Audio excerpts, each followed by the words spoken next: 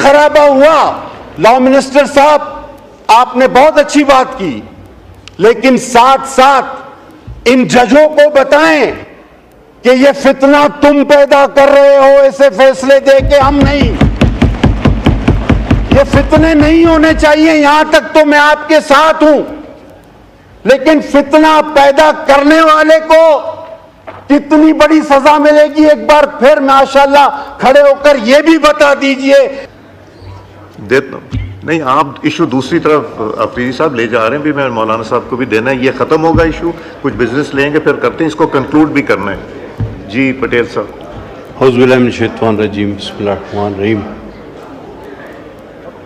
लाखों करोड़ों दुरूद खातमुन नबीन हज़रत मोहम्मद मुस्तफ़ा सल्लल्लाहु अलैहि वसल्लम। सर, आज जिस मौजू पर हम बात कर रहे हैं इंतहाई हसास और पूरी जिम्मेदारी से मैं कह सकता हूं कि हर मुसलमान, चाहे वो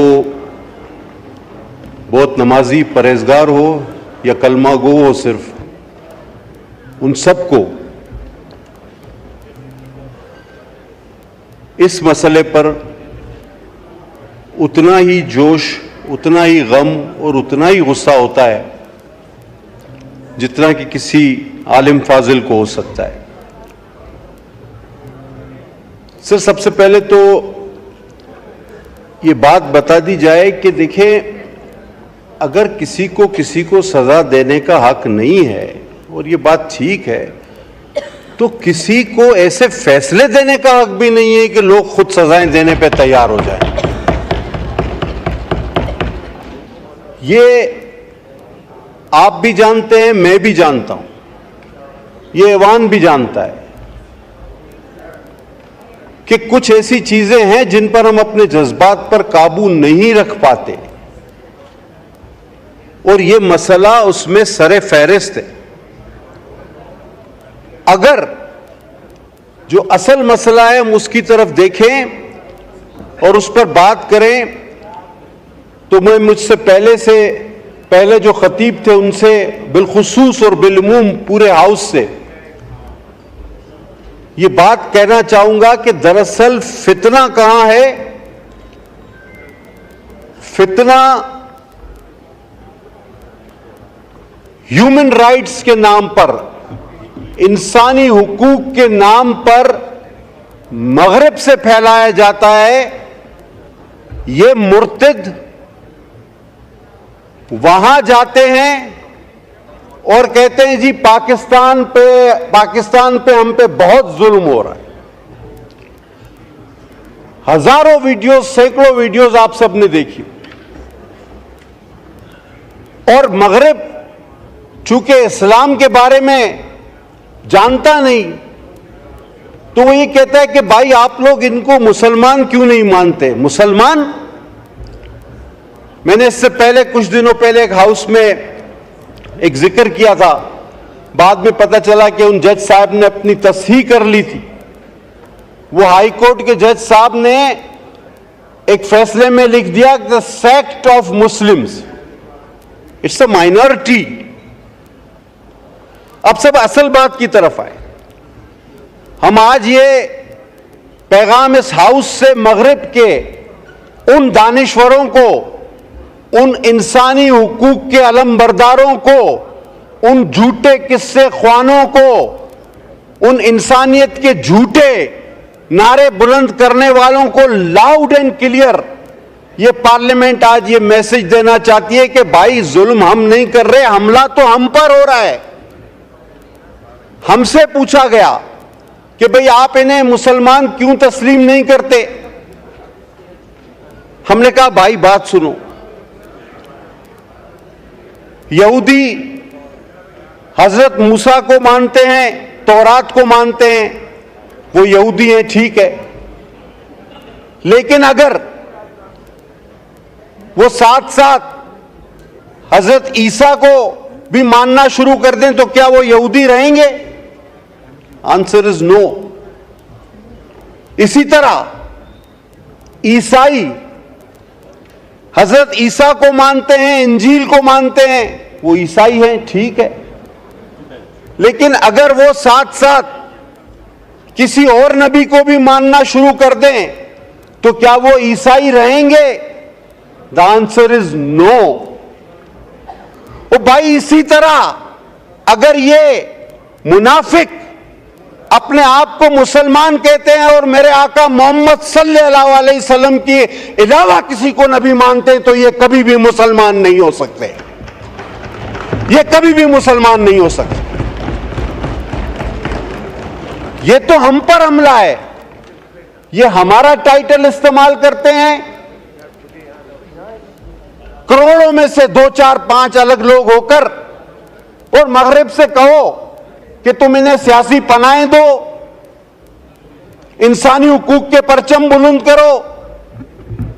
एक सीडी की कॉपीराइट हो जाती है किसी फिल्म की तो कानून लागू हो जाते हैं। कॉपीराइट को बहुत बड़ा जुर्म बना के पेश किया जाता है।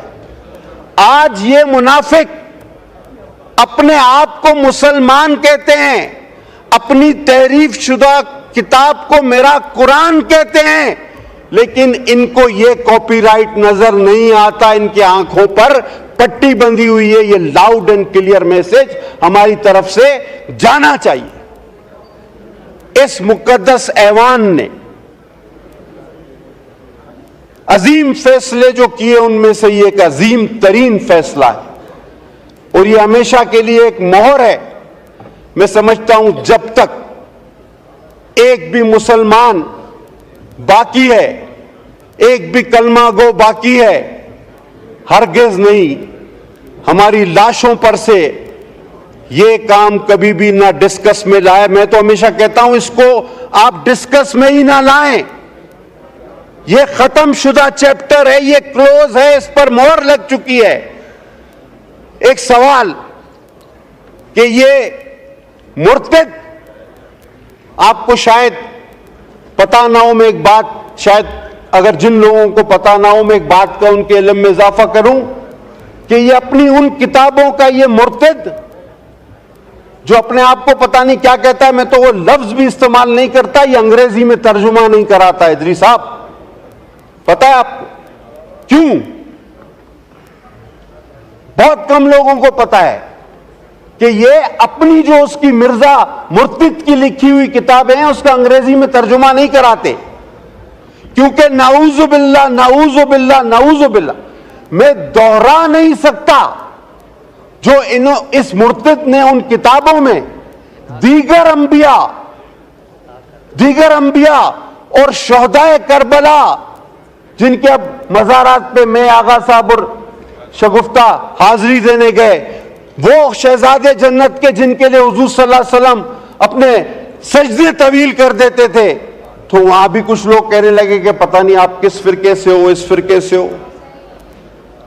फतवे ना दें, लेकिन मैं चाहता हूं ऐसा माहौल भी पैदा न करें कि हम मुसलमानों की सबसे बड़ी दौलत हमारा ईमान और आका नामदार खातमुन नबीन पर ईमान है। वो खातमुन नबीन है हजरत मोहम्मद मुस्तफ़ा सल्लल्लाहु अलैहि वसल्लम, आखिरी नबी थे, हैं और रहेंगे जब तक भी एक मुसलमान बाकी है, उसकी सांस में सांस बाकी है। न इस मसले को छेड़ा जाए, न इस मौजू को छेड़ा जाए। अगर फिर खून खराबा हुआ, लॉ मिनिस्टर साहब आपने बहुत अच्छी बात की, लेकिन साथ साथ इन जजों को बताएं कि ये फितना तुम पैदा कर रहे हो, ऐसे फैसले दे के हम नहीं। ये फितने नहीं होने चाहिए, यहां तक तो मैं आपके साथ हूं, लेकिन फितना पैदा करने वाले को कितनी बड़ी सजा मिलेगी एक बार फिर माशाल्लाह खड़े होकर यह भी बता दीजिए कि जो इस 25 करोड़ आवाम में फितना पैदा करता है, जो पता नहीं कितनी लाखों में तनख्वाहें लेकर इस कौम को अपनी कलम के जरिए इस आग में झोंकना चाहता है, हमारे ईमानों पर जर्ब लगाना चाहता है, हमारे जज्बात पर खेलना चाहता है, उसको कितनी बड़ी सजा हम देने जा रहे हैं, यह भी पता होना चाहिए जी। लिहाजा मैं सर स्पीकर साहब आपसे दरख्वास्त करूंगा मैं 10 बजना अपने भाइयों से अपील करूंगा, कोई कमेटी ना बनाओ। मेरा आका आखिरी नबी है, मेरा ईमान है, हम सबका ईमान है। इस मसले को दोबारा पेचीदा और डिस्कस करने की कोई जरूरत नहीं। हां, एक कमेटी बनाओ कि जो इस किस्म के फैसले देते हैं जिससे अवाम में बेचैनी, इंतशार और फितना फैलता है, उन लोगों की क्या सजा होनी चाहिए। और आर्टिकल को अगर रीराइट किया गया, और आर्टिकल को अगर रीराइट किया गया तो क्या वो आर्टिकल 6 के जुमरे में आता है या नहीं आता, यह भी बताया जाए। क्योंकि आइन में तहरीफ तो फिर आर्टिकल 6 आपके पास ऑलरेडी मौजूद है और उसकी सजा मौत है। तो मैं इस हाउस से, आपके तवज्जुह से, अपनी तमाम जमातों के साथ मिलकर एक लाउड एंड क्लियर मैसेज भेजना चाहता हूं। चाहे कितना ही लंबा काला कोट आप पहन लो, चाहे कितने ही लोगों को आपने फांसी पर चढ़ा दिया हो, आप हमारे ईमान पर हमला मत करो। हमारे ईमान पर खुदा के वास्ते हमला मत करो।